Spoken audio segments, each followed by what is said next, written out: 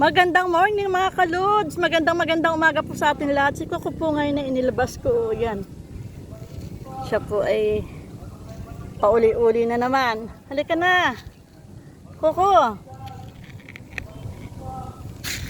Coco. Ayan. Tuwan-tuwa po siya. Ana, tayo na.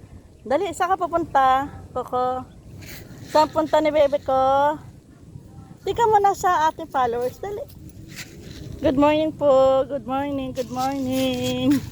Si Coco po ay kung ano-anong ginagawa.